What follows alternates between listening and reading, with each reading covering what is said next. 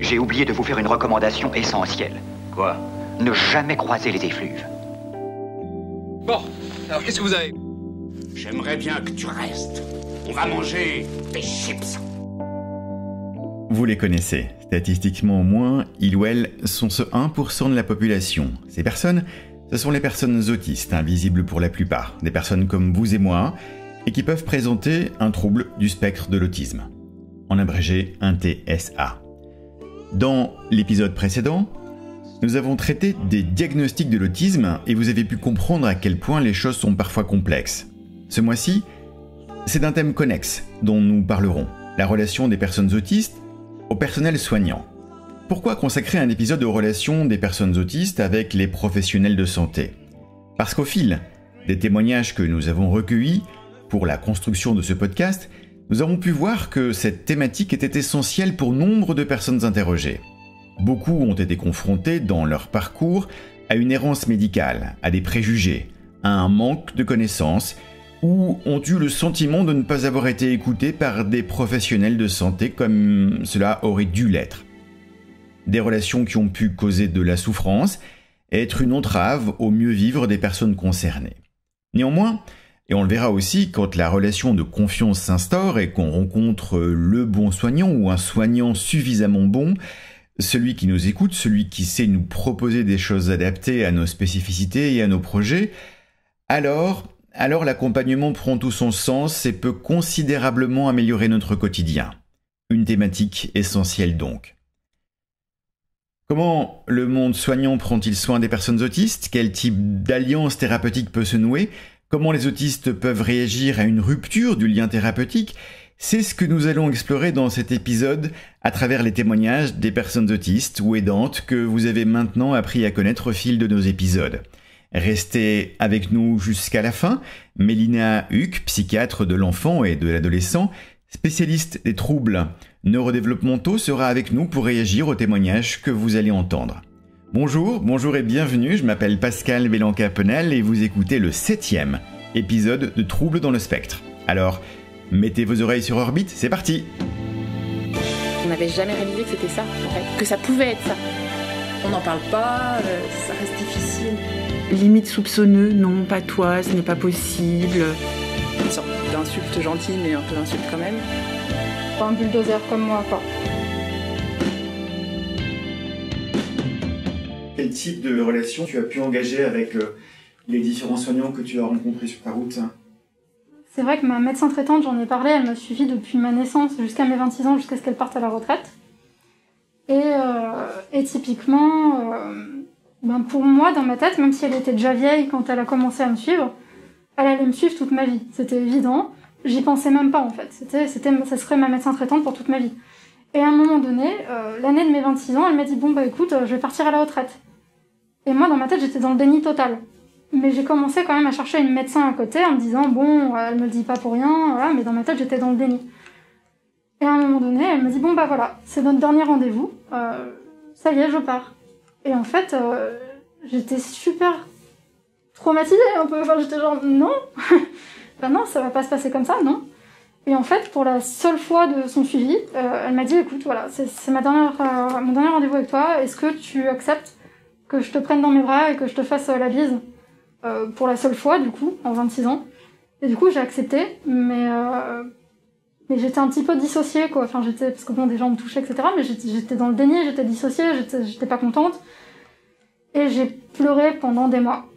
Des mois. Et vraiment, des fois, j'ai repensé en plein milieu de la nuit en me disant « Ah, elle est plus là et je vais devoir trouver notre médecin. » Et enfin, ça me perturbait tellement et je me suis dit « Je vais jamais retrouver notre médecin. » Elle me convenait, et même si des fois on s'engueulait, etc., c'était ma médecin et j'en pleurais comme pas possible. Et donc c'est vrai que quand je m'attache à un soignant, généralement, je dis c'est mon soignant. Genre j'ai vraiment une sorte de propriété envers ce soignant, quoi. C'est mon soignant. Pas facile de rompre un lien thérapeutique fonctionnel. Encore moins peut-être lorsqu'il implique une personne autiste. Florence évoque la rupture de la relation qui l'a liée à sa médecin généraliste. Elle évoque cette rupture sur le mode d'un deuil. L'alliance thérapeutique que Florence avait nouée avec sa généraliste, bien avant de se savoir autiste, était certainement basée sur une confiance réciproque. Rompre ce lien pour Florence, c'est affronter à nouveau l'inconnu et devoir faire face à l'incertitude et l'angoisse d'une nouvelle relation à construire. Autre soignant, autre ambiance. Vous savez que Florence est atteinte de troubles associés, angoisse généralisée, compulsion, TOC. Ce qu'elle reconnaît maintenant comme des comorbidités de son autisme l'avait conduit à être accompagnée en libéral par un médecin psychiatre. Mais les choses ne se sont pas très bien passées avec ce dernier. Florence.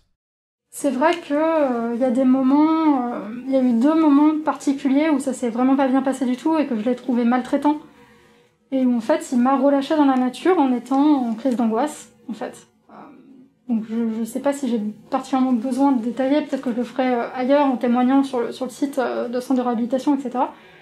Mais c'est vrai que il m'a déclenché en fait des attaques de panique en fait dans son cabinet. Une première fois, alors qu'il savait que mon père était violent et alcoolique, il a eu des postures et il a eu une manière d'agir qui était très violente en fait. C'est-à-dire que moi, j'ai pas compris qu'il était en train de s'énerver. Parce qu'en fait, j'étais en train de lui dire grosso modo qu'il avait tort sur un sujet.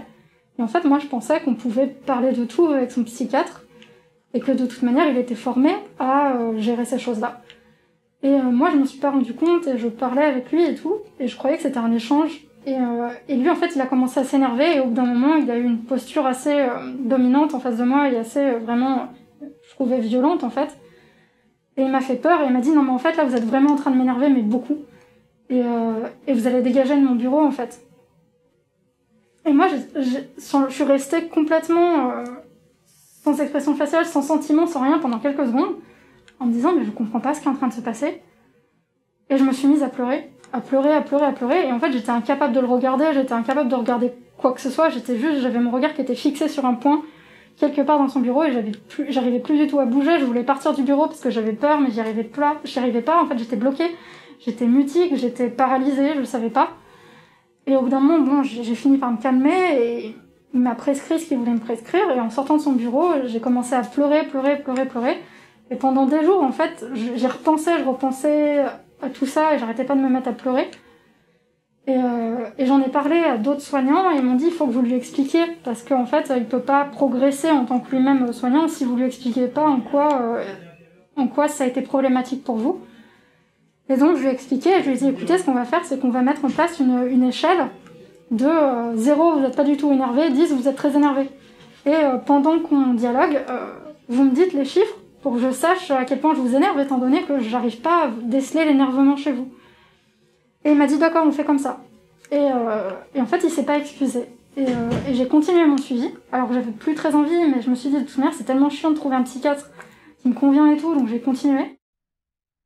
Si on devait comparer les relations personnes soignantes autistes aux autres relations que les soignants peuvent engager, on pourrait sûrement qualifier les premières d'atypiques.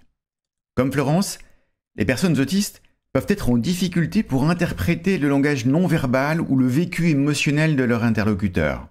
Ces personnes auront donc beaucoup de mal à ajuster leur comportement en fonction de celui de la personne soignante qui leur fait face. Dans l'accompagnement d'une personne autiste, il est important d'expliciter les modalités de la relation thérapeutique, de clarifier les attendus en fonction du contexte spécifique. Une communication claire et explicite permettra à la personne autiste de se repérer dans le contexte et contribuera à diminuer son anxiété, souvent très élevée dans les contextes sociaux. Et même après le diagnostic, donc elle a continué à suivre Clara pendant 1 an ou 2. Et la relation se passait pas bien parce que elle voulait absolument faire changer la façon de voir les choses de Clara. Elle voulait absolument que Clara adopte sa façon de penser. Et c'est quelqu'un vraiment que j'ai beaucoup aimé en tant que psychologue, que j'ai trouvé très fine sur beaucoup de choses, très douce avec les enfants. Mais voilà, ça a coincé quand on a eu le diagnostic parce que pour moi, il n'y avait pas assez de connaissances chez elle de l'autisme pour... Elle a fini par braquer Clara en fait. Clara était braquée contre elle, elle m'a dit elle me critique tout le temps, elle ne veut pas croire ce que je lui dis, quand il y a des disputes avec les copines, elle va toujours dire que c'est de ma faute. Et du coup, il n'y avait plus ce lien de confiance, donc on a changé à ce moment-là parcours, de soignant en tout cas. Très souvent, le soignant ou la soignante d'une personne autiste prend une place très importante. Pourquoi ? Pour 2 raisons, au moins. D'abord, parce que la personne soignante devient un repère, un décodeur du monde social, l'interface d'un monde très souvent confus et complexe pour les personnes autistes. Ensuite, parce que le ou la soignante peut rapidement devenir le réseau social principal de la personne accompagnée.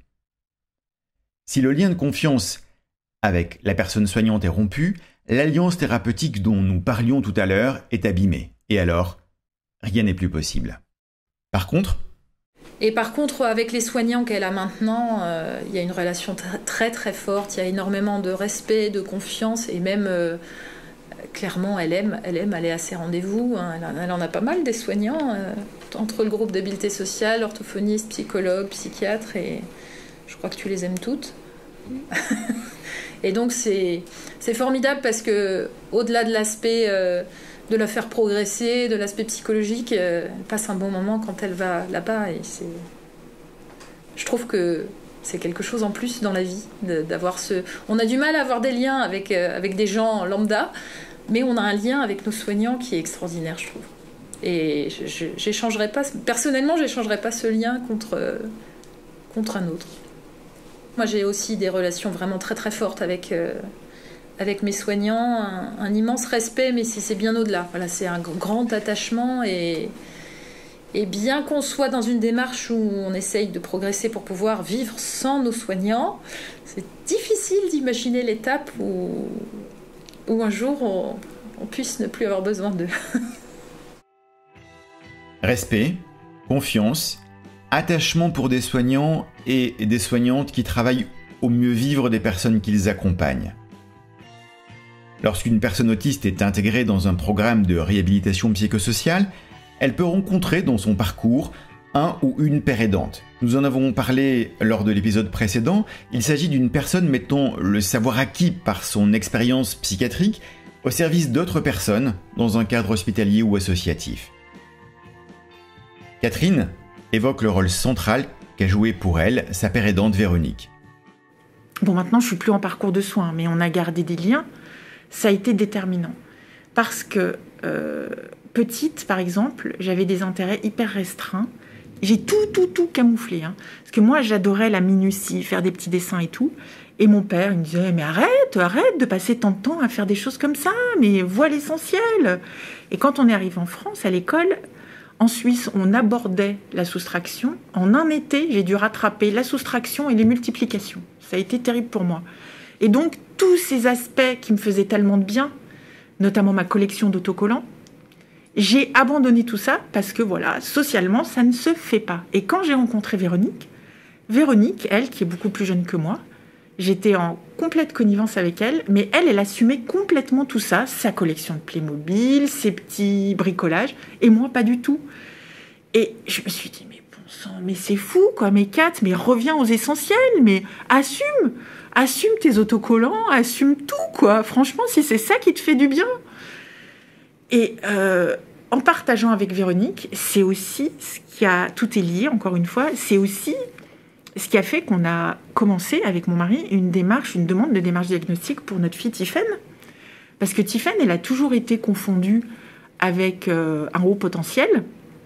Mais quand Véronique m'a montré ses dessins de papillons, et que ma propre fille fait des dessins de papillons hyper élaborés. Et à l'époque, elle est très, très dans les dessins autour de la nature. Donc, alors les papillons, alors elle connaît tous les noms de papillons, les poissons, tous les noms de poissons, machin, les fleurs, tout ça. Et que Véronique m'a montré des choses semblables. Je me suis dit, c'est pas possible. À l'époque, Tiffaine était en voyage en Espagne. Ça se passait très, très mal en voyage scolaire. Et du coup... ça a permis tout ça. Donc, ce lieu ici, avec les soignants au sens large, ça a été vraiment pile poil ce qu'il fallait. C'est vraiment le lieu le plus adapté pour moi. Donc, j'ai cette expérience malheureuse d'un médecin qui n'a pas su. Et puis, j'ai cette expérience extrêmement bénéfique, tardive mais extrêmement bénéfique, pour moi, mais aussi pour, du coup, ma fille. Ce qui fait du bien, ce qu'il fallait, c'était la possibilité de se reconnaître dans le parcours et dans les yeux d'une personne ayant souffert de difficultés similaires, mais ayant réussi à les dépasser. C'est ce qu'a offert Véronique à Catherine. Les familles concernées et les personnes autistes, comme tous les patients j'imagine, développent une relation asymétrique avec leurs soignants. Ces derniers occupent une place centrale dans la vie des premiers. Amélie évoque sa relation de parent avec les différents professionnels qui se sont occupés du diagnostic et de la prise en charge de Quentin, son fils. On a aussi l'immense chance d'être accompagné par une psychologue spécialiste de l'autisme, donc Céline, qui a commencé à suivre Quentin quand il avait 2 ans et demi, donc en septembre, donc il est né en février, en septembre de ses 2 ans, et qui nous voit 1 fois par mois depuis, et donc c'est pareil, donc Céline, on lui dit c'est notre phare, hein, parce que quand on a des questionnements, des soucis, des choses sur lesquelles on ne sait pas comment réagir, comment aider, on sait qu'on va voir Céline et qu'on va pouvoir lui demander et qu'elle va nous aider à trouver une solution. Donc voilà, Quentin l'aime beaucoup aussi. C'est drôle, il est capable de faire des choses avec elle qu'il fait pas forcément avec nous. D'ailleurs, c'est assez étonnant. Voilà, donc ça c'est pour le personnel soignant qu'on voit, j'allais dire pas quotidiennement, mais en tout cas de manière rapprochée. Même lorsque les choses finissent par bien se passer, les stéréotypes de la relation ne sont jamais loin. Difficulté de développement chez l'enfant, parents défaillants, on n'y coupe pas. Pire encore lorsque le ou les parents sont racisés. Et on se dit, mais heureusement pour Quentin qu'il a des parents qui savent lire, qui ont des sous, qui comprennent un peu les choses, parce que vraiment, sinon, c'est la galère. Et c'est terrible, hein, mais moi, je suis noire et vétérinaire. Ça se voit que je suis noire, ça se voit pas que je suis vétérinaire. Et à chaque fois qu'on a rencontré des soignants pour la première fois, à chaque fois, on voit le regard des gens qui change quand on dit « je suis vétérinaire, je suis mariée à un ingénieur ». Ah, ok, alors bon. Et on sent vraiment qu'il y a encore ce préjugé énorme de si ton enfant il est autiste, c'est parce que t'es un mauvais parent, parce que tu l'élèves pas bien, parce que tu parles pas français, parce que tu te laisses regarder la télé toute la journée, etc. Et que quand on dit que ben non, en fait, on n'est pas débiles, voilà quoi, on n'est pas des mauvais parents. La façon de regarder les choses et de prendre en considération la parole des parents, elle change. Et voilà, j'ai redit que notre pédiatre, elle était super et qu'elle nous avait écoutés, mais je suis presque sûre que si ça avait été un autre parent qui parle pas bien français, elle aurait peut-être pas réagi aussi rapidement. Alors elle avait été sensibilisée, je sais qu'elle avait fait une série de conférences sur le diagnostic précoce de l'autisme, donc elle était vraiment sensibilisée à ça. Mais malgré tout, on sent qu'il y a une certaine forme de mépris, quoi, envers les parents qui ont un enfant qui a des difficultés. J'aime pas ce mot difficulté, mais voilà, qui a des choses qui collent pas bien avec le développement classique. Et quand on dit, mais voilà, je suis inquiète, la première chose que les soignants pensent, pas tous, hein, mais la première chose qu'ils pensent, c'est pas ah ben peut-être qu'il est autiste, peut-être que c'est voilà, peut-être qu'il y a une cause. La première chose qu'ils pensent, c'est il y a encore des parents qui les foutent devant la télé, quoi. Vraiment. Alors que non. Et quand bien même, en fait, ça n'empêche pas d'avoir des difficultés autres, quoi. Et ça on l'a ressenti de la manière très forte, quoi. Pour Julien, qui est un autiste non-verbal, ses parents sont les premiers partenaires des personnels soignants. En fait, ça s'est plutôt bien passé parce que Julien, il aime bien l'hôpital. Donc, il est assez calme à l'hôpital. C'est quelque chose qu'il explore un peu tout, il a pas peur. On est détendu aussi, donc lui aussi. Et les soignants, en général, on a eu des bonnes expériences parce ils sont conscients qu'ils savent pas du tout faire avec un enfant comme ça. De toute façon, ils ne savent pas faire, c'est impossible. Il faut absolument les parents, sinon c'est impossible.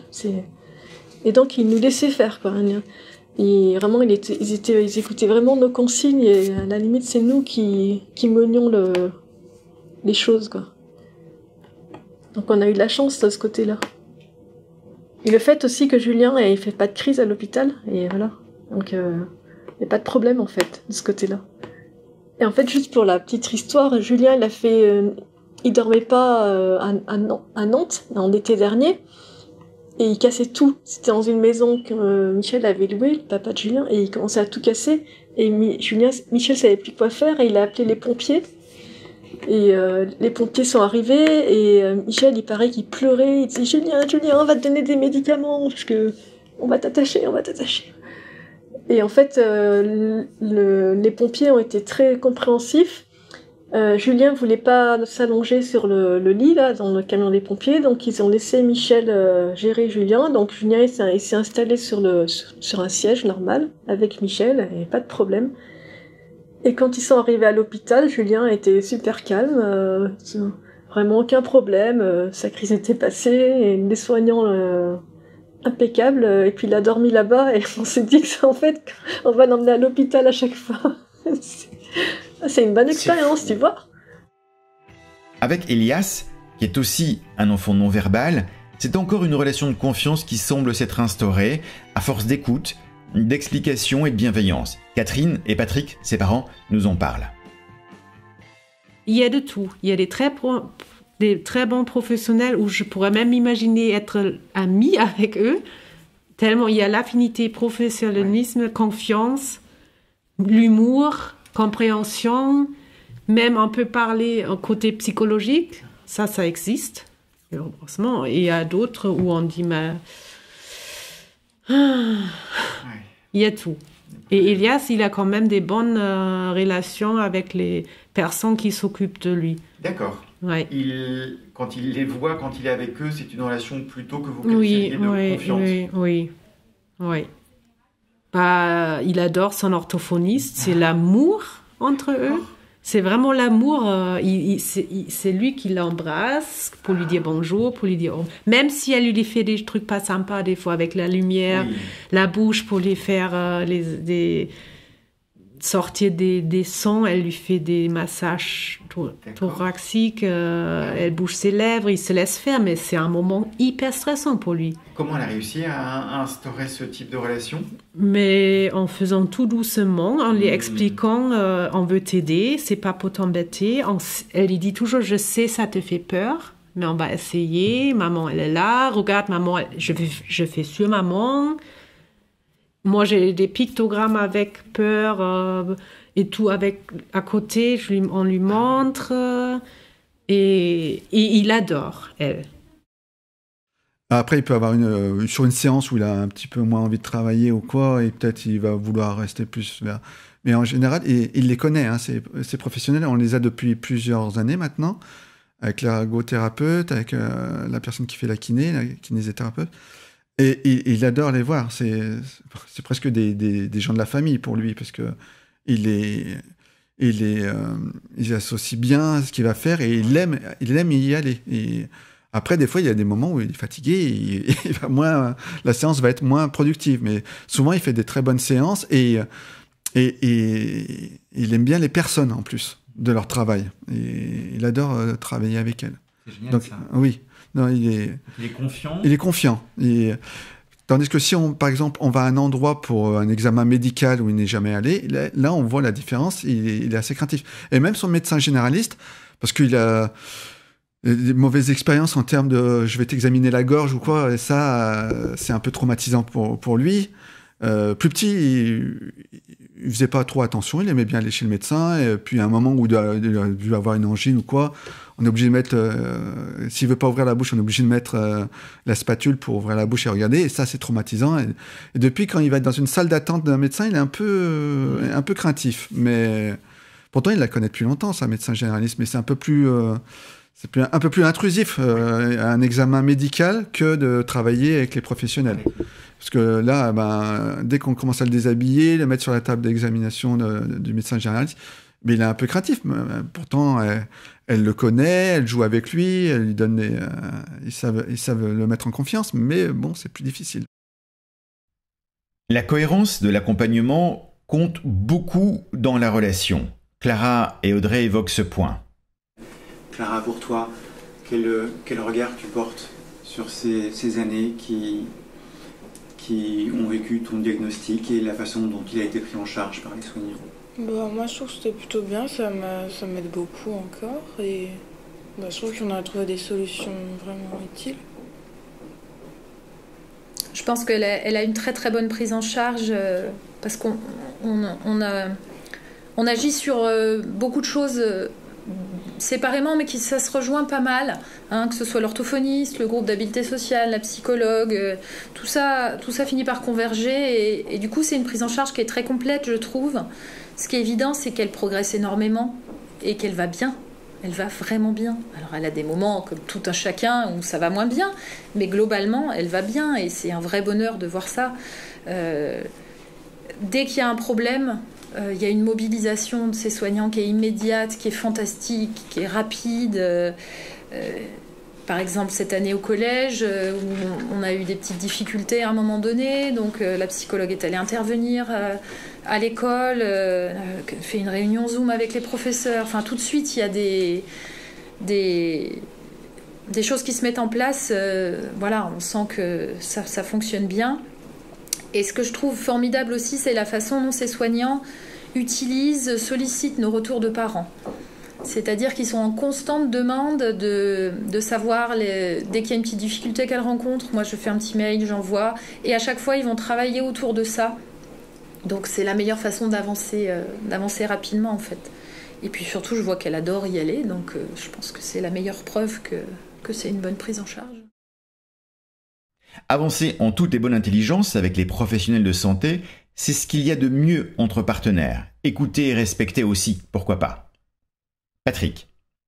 Et là, comme mon épouse se formait en parallèle aussi à la méthode Denver, il y avait quand même un échange de professionnel à professionnel, parce que mon épouse, pour moi, c'est une professionnelle. Et déjà, elle est éducatrice de jeunes enfants à la base. Et donc, pendant cette période, je pense que je peux le dire, c'est Isatis, là, il y avait un vrai échange, et ça permettait d'avancer ensemble.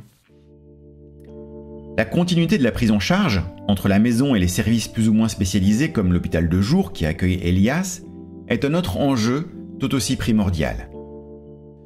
Après, les autres unités où il était pris en charge, il y avait une crèche, je pense qu'ils étaient formés aussi, donc il y avait... Le plus dur, c'est qu'on n'est pas avec eux et on a souvent les échanges, c'est à distance et c'est par carnet et les réunions sont très peu fréquentes et donc il y a une déperdition parce que nous on avance de notre côté et on dit comment on avance. Eux de leur côté, il y a une réunion dans l'année ou 2 réunions dans l'année. Ça ne permet pas d'avancer ensemble. Ça permet, pour moi, après, je pense que mon épouse est plus à même de... C'est quand même elle qui a fait le plus gros du travail avec Elias. Donc je pense que le manque qu'elle a eu, c'était au niveau des échanges. Et là, en hôpital de jour, je pense qu'ils ont beaucoup d'enfants à s'occuper. Même avec toute la bonne volonté du monde, déjà, ils n'étaient pas spécialement formés sur l'autisme. C'était plutôt... différents handicaps et pas ils avaient des enfants avec différents handicaps avec des retards je pense mentaux et quand on faisait des réunions c'était très intéressant mais comme elles sont très peu fréquentes et les seuls échanges qu'on a c'est par un carnet. Mon épouse le renseignait chaque soir ou chaque matin pour dire comment Elias avait déjeuné, comment il avait passé un week-end et tout ça, et en retour on avait... Je ne sais pas s'ils n'avaient pas le temps, s'ils sont très occupés. Au moment du départ de l'enfant, c'est difficile de faire. Mais c'était un réel manque pour nous. Donc, ce n'est pas une critique envers eux, mais c'est un manque pour nous parce que c'est essentiel. Et maintes fois, on a dit aux référents, aux cadres, voilà, on appelle ça des cadres médicaux de l'hôpital de jour, on leur a dit, mais c'est essentiel pour nous. Elias est non-verbal. On ne peut avoir aucun retour de comment est passée sa journée, si ce n'est avec ce carnet. Donc, remplissez-le chaque jour. Et c'est pas parce que vous remplissez pas que voilà, tout s'est bien passé, on n'a aucun retour. Donc, c'était vraiment un réel manque. Et Après, donc ça, c'est les parties des unités où il était pris en charge. Et après, il y a les en libéral, les prises en charge en libéral. Et là, les échanges sont quand même plus fructueux. Donc, il y avait ça. Après, on a pris on a une ergothérapeute qui nous a fait avancer. C'est mon épouse qui emmène Elias et qui participe à la séance. Et donc, obligatoirement, il y a un échange riche. Et elle nous a fait évoluer. Elle a fait évoluer Elias aussi, et avec l'ergothérapeute et mon épouse. Mais elle nous a donné des méthodes, genre l'utilisation d'une tablette avec des pictogrammes sur la tablette. Et on commence à communiquer avec lui depuis 2 ans, je pense. Et donc, il a beaucoup évolué à ce niveau-là, grâce à cette mise en place de cet outil. Et puis, ils utilisent d'autres matériels éducatifs. Et où on a aussi mis en place des petits pictogrammes plastifié, où on peut l'emmener avec nous comme un porte-clés, où on a les différents pictogrammes et ça avance à son rythme. Elias avance à son rythme, c'est assez lent, mais petit à petit, si on le fait tous les jours, mais est-ce que on en a parlé aux professionnels, est-ce que eux ils l'utilisaient? Donc si pendant une demi-journée et on n'utilise pas ces pictogrammes, ça fait une rupture dans son acquisition. Et s'il y a des choses à améliorer, c'est qu'on avance tous dans le même sens. Si on met des outils en place avec l'ergothérapeute, qui est venu aussi, qui est participé à une réunion pour expliquer tous les travaux qu'elle faisait avec Elias, nous, on a payé cette ergothérapeute pour qu'elle vienne dans une réunion à l'hôpital de jour. Et on espère mais on n'a pas de retour probant pour savoir qu'ils utilisent cette méthode. Même constat pour Françoise et son fils Rémi. Repartir à zéro, s'épuiser encore parce qu'il n'y a pas de continuité assurée dans la prise en charge. Ce qui m'a le plus, je dirais, contrarié, c'est le fait qu'il n'y ait pas de continuité. Voilà, c'est toutes ces cassures qui font qu'on repartait presque à zéro à chaque fois. Et ça, je pense que ça a été très préjudiciable à Rémi, ça c'est clair. Aujourd'hui, je trouve qu'en foyer d'accueil médicalisé, il y a beaucoup moins de... Les parents sont un peu mis sur la touche, ça, oui, vraiment. Il faut vraiment, insister et faire le forcing pour avoir des échanges. Donc c'est ce que je fais, et du coup j'ai des échanges. Ce qui me dérange aussi, c'est qu'à 20 ans, je trouve qu'on laisse tomber beaucoup de choses au niveau des apprentissages, et on est plus sur de la garderie qu'autre chose. Je trouve vraiment que les conditions d'accueil pour les adultes sont très dégradées, moi je trouve, vraiment. Et je crois que c'est assez généralisé. Là, aujourd'hui, je m'interroge, je me dis, est-ce que ça serait pas bien de trouver une structure plus adaptée Mais c'est très compliqué, puisqu'il n'y a pas de place, il n'y a pas de... Faire un dossier MDPH, c'est un morceau de bravoure énorme, il faut quasiment plaider sa cause. Mais j'y songe vraiment, en me disant, après, il faut qu'il soit partie prenante aussi, c'est toute une mise en œuvre de quelque chose de compliqué. Des parents souvent seuls et désemparés, qui n'ont pas d'autre choix que de se professionnaliser pour pallier la faiblesse des moyens que l'État met en place dans l'accompagnement de leurs enfants. Qu'est-ce que ces soignants auraient pu faire ou dire pour vous aider ou faciliter votre parcours avec Rémi? Bon, je pense que on est souvent assez seul, il faut quand même le dire, même si on est... Donc, c'est ça qui nous manque le plus, c'est un accompagnement... Moi, c'est plutôt ça, c'est mon propre accompagnement et des aides, et me faire comprendre, et me donner des conseils. J'ai manqué de conseils. Là, aujourd'hui, je trouve qu'on en donne plus. Là, je suis allée à une formation aux aidants au Centre Ressources Autisme. J'ai été tout à fait intéressée par des tas de choses qui sont des conseils vraiment qui paraissent opérants, par rapport à la douleur, par rapport à des tas de choses, la vie affective, parce que ça aussi c'est d'une grande complexité, par rapport à plein de choses. Vraiment, j'ai été Et je me suis dit, là j'étais avec un groupe de parents qui avaient des enfants de 20 ans, donc j'avais 20 ans de plus. Je sentais comme on avait manqué de soutien. Moi, et pourtant j'en ai eu, je peux le dire, pour l'époque j'ai eu du soutien et que je continue à en avoir, mais c'est pas suffisant. Parce qu'on est quand même très souvent livré à nous-mêmes et je suis toujours en train de... Quand j'accueille mon fils le week-end, la semaine suivante, je refais le film de ce qui s'est passé. Je me dis, bon là, qu'est-ce qui s'est passé? Pourquoi t'as fait comme ça? Pourquoi il a fait comme ça? T'aurais pas dû faire ça. Je suis tout le temps... Et c'est vrai que dans des équipes d'accompagnants, ils ont eux-mêmes leur... ils réfléchissent ensemble, ils ont les psys, enfin... Je trouve que ça manque. Ça manque. Après, est-ce que c'est le nombre d'enfants? Est-ce qu'il y a assez, les moyens, tout ça Je pense qu'il y a beaucoup de choses que c'est pas les personnes hein, on a dit plusieurs fois. C'est pas telle personne ou telle personne qu'on attaque. C'est le système. Le système, si on leur donne pas les moyens de pouvoir s'occuper de l'enfant, alors que les parents font des travaux à l'extérieur et donnent des outils et que ces outils doivent être utilisés. C'est compliqué pour avoir une ligne directrice. Le manque de moyens rend beaucoup plus difficile la prise en charge de l'enfant. Et du coup, comment vous jugeriez la prise en charge d'Elias globale, vous, en tant que maman? Allez-y. Hein. Ma moyen, quand déjà je viens de l'Allemagne, et là-bas, c'est pas pareil. C'est pas top non plus, mais il n'y a pas ces années d'attente pour intégrer un IME. En Allemagne, ça s'appelle Sonderschule, c'est comme des IME. Mais ça s'appelle École... Sonder, c'est la Sonder, c'est quand on a une particularité. Ah, ok. Une école... mais oui, voilà, mais c'est pour les enfants en situation handicapée. Et ma mère, elle travaillait avec les enfants handicapés très longtemps.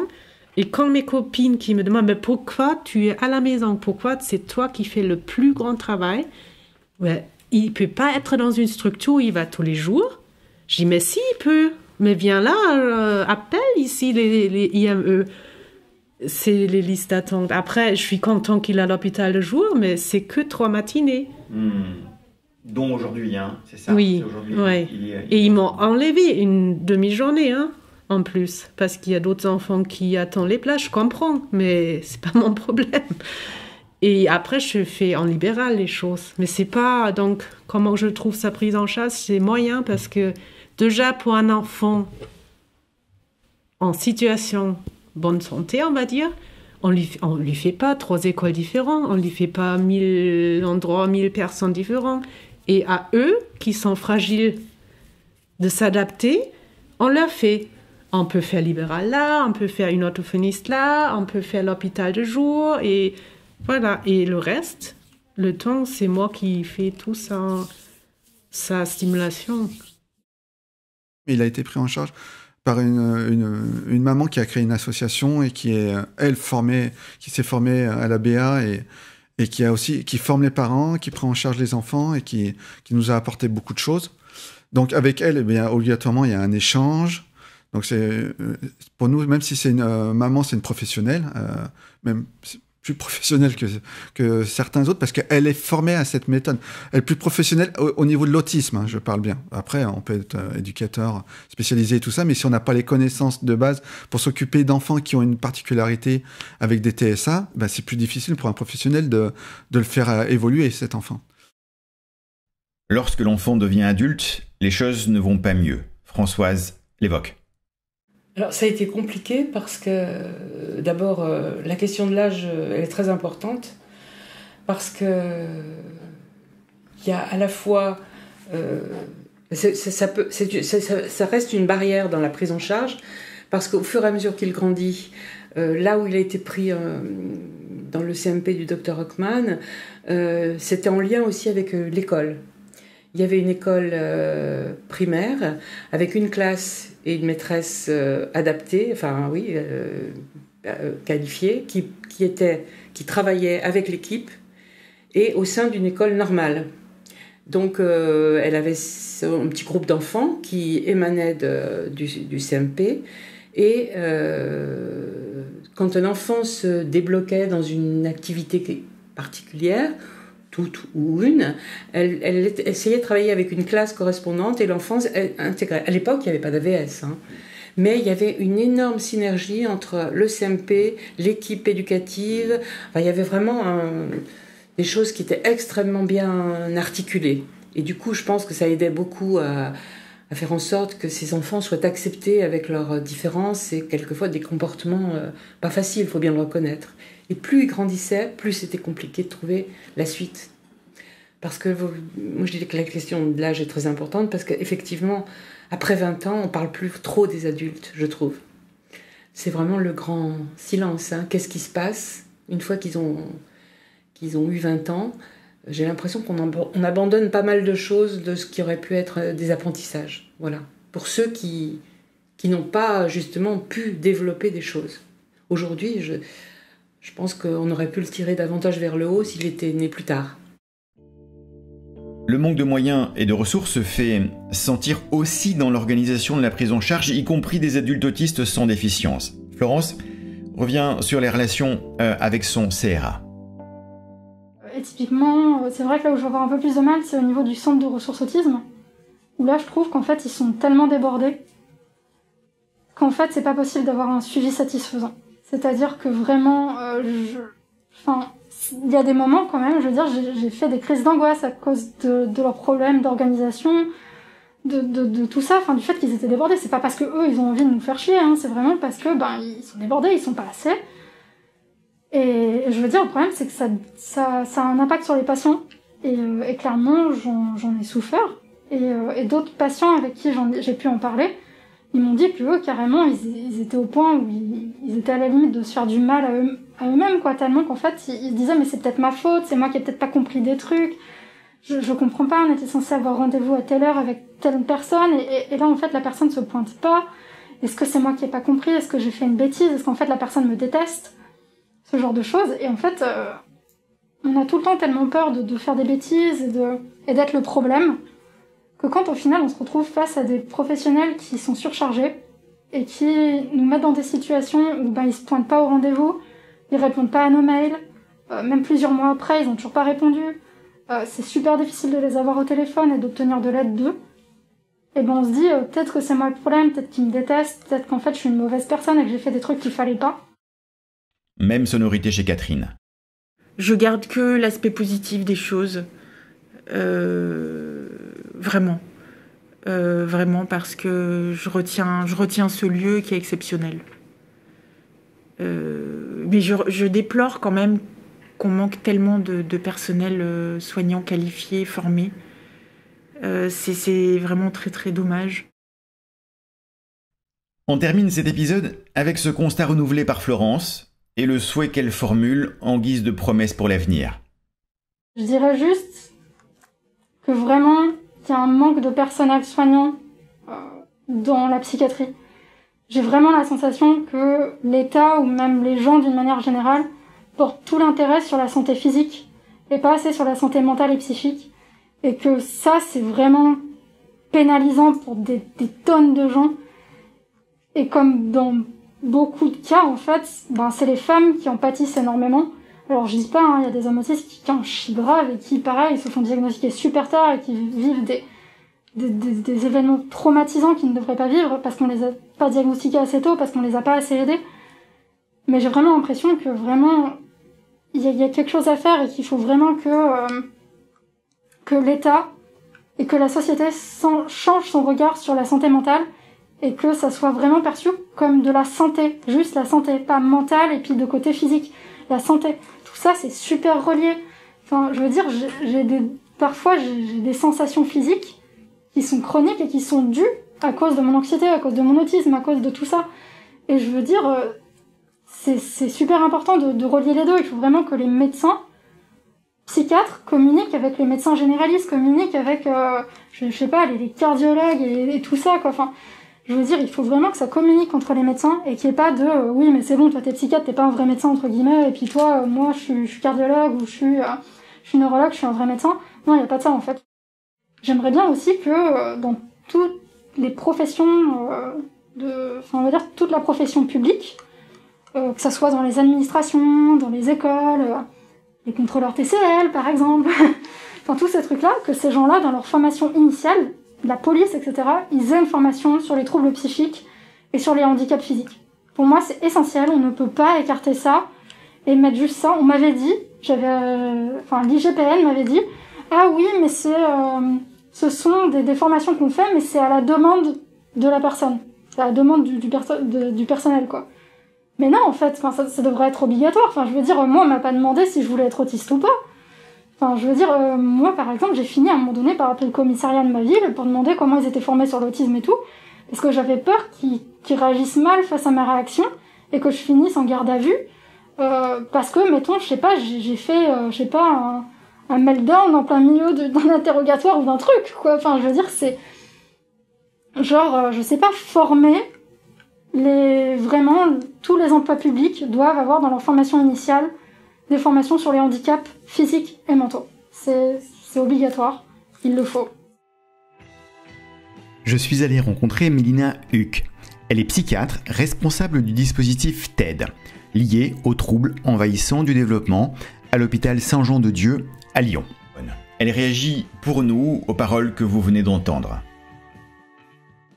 Mélina Huck, bonjour. Merci de nous recevoir au sein de l'unité que vous dirigez, l'unité TED, je crois. Le dispositif TED. Dispositif TED. Alors, on a parlé durant cet épisode, vous avez entendu des témoignages en lien avec les relations que peuvent entretenir les personnes autistes ou leurs familles avec les soignants. Est-ce qu'il existe pour vous une spécificité à la relation qu'entretiennent ces personnes avec ces soignants ou ces soignantes ? Alors effectivement, à partir de ces témoignages et de mon expérience, oui, je dirais qu'il y a plusieurs particularités et en fonction des parents, des enfants et des adultes, des choses un petit peu différentes. Pour les parents, c'est vrai que ça a été cité dans vos témoignages, la crainte du jugement de la part des soignants, elle est très forte.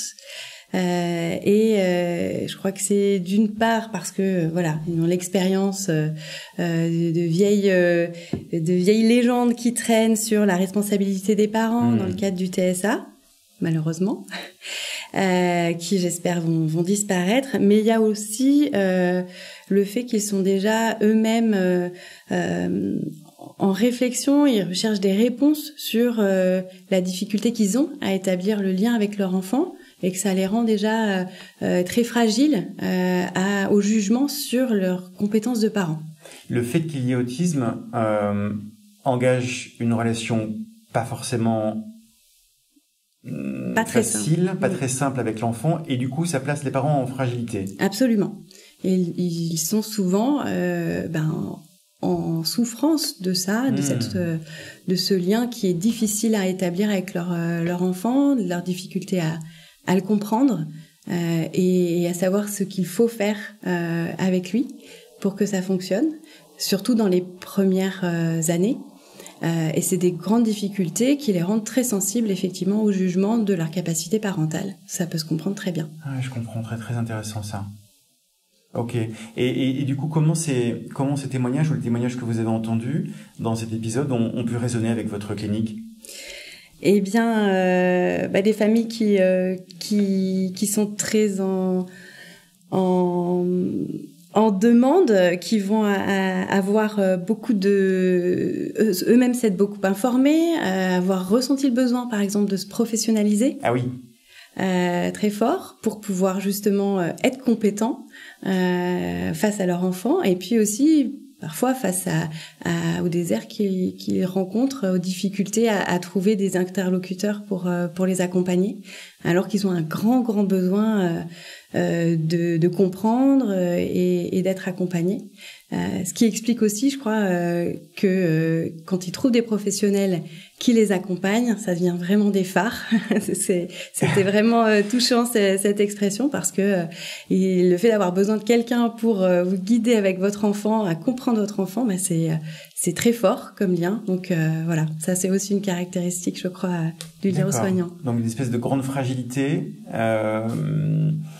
un besoin parfois de devenir un professionnel ou un père, de la part des parents, notamment le cas de Catherine, la maman d'Elias, et une relation pas fusionnelle, mais en tout cas très investie par la personne concernée vis-à-vis de son soignant ou de sa soignante. Oui, voilà, un grand investissement.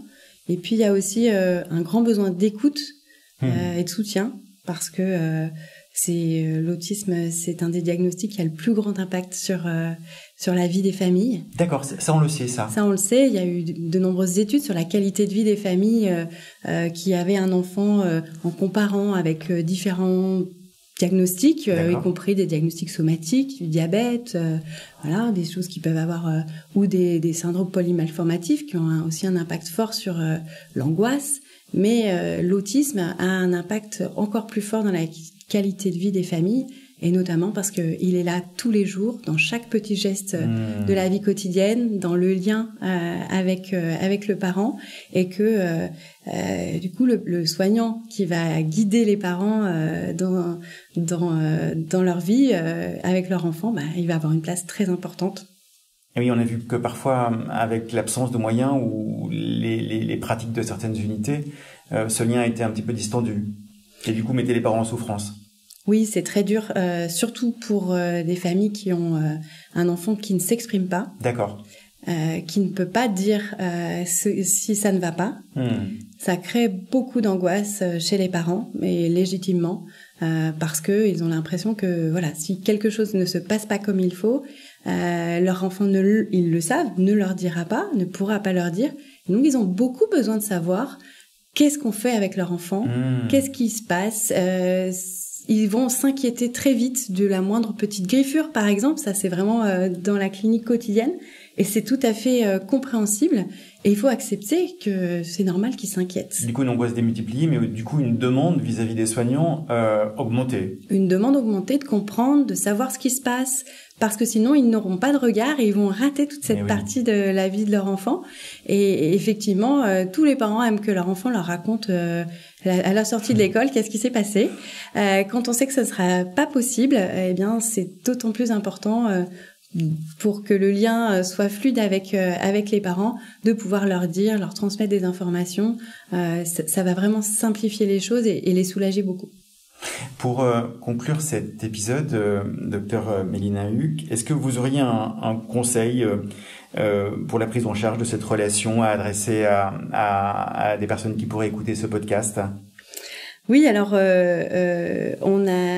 moi ce que je trouve qui est très important à mettre en avant, c'est l'éducation thérapeutique pour les familles, c'est-à-dire leur donner déjà à tous systématiquement les informations pour qu'ils comprennent et qu'ils soient peut-être moins en attente des soignants pour comprendre au quotidien, qu'ils puissent aussi eux se sentir compétents, leur donner les moyens de se sentir compétents. Ça, c'est très important pour la relation. Et puis, sachant que les enfants, de toute façon, font le plus de progrès avec les personnes qu'ils aiment. Ça aussi, la science l'a prouvé maintenant. Même si on sait que ça semble évident, mais maintenant, on a même des preuves scientifiques de ça. Incroyable.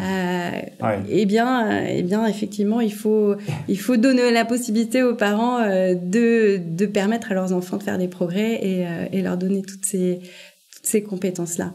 D'accord. En tout cas, merci pour votre regard et puis merci pour ces paroles d'espoir. Merci beaucoup. Voilà ce 7e épisode de Troubles dans le spectre terminé. J'espère qu'il vous aura plu et que vous envisagez maintenant les relations entre autistes et personnel soignant avec un peu plus d'acuité. On vous donne rendez-vous dans quelques semaines pour un prochain épisode, pourquoi pas un hors-série. Il sera consacré à l'exploration de la fatigue et de la fatigabilité que peuvent vivre et éprouver au quotidien les personnes autistes. Soyez au rendez-vous. N'hésitez pas à laisser des commentaires dans le questionnaire accessible depuis le site du Centre Ressources et de réhabilitation psychosociale ou sur les réseaux sociaux. Troubles dans le spectre est un podcast produit par le Centre de ressources et de réhabilitation, le Centre Ressources Autisme Auvergne-Rhône-Alpes et le dispositif ZEST. Il est soutenu par l'unité TS2A, iMind, la Fondation de France et par le Groupement National des CRA. Cet épisode a été écrit par Pascal Bélan-Capenel, Loubna Berthier, Céline Jacob-Grosmaître, Alessandra Vaquet-Carbonel, Aude Long, Sandrine Mardi-Rossian, Romain Tabonne et Floriane Todorov. Mixage et réalisation Jorik Gouache, musique Microméga et Véronique Baraton.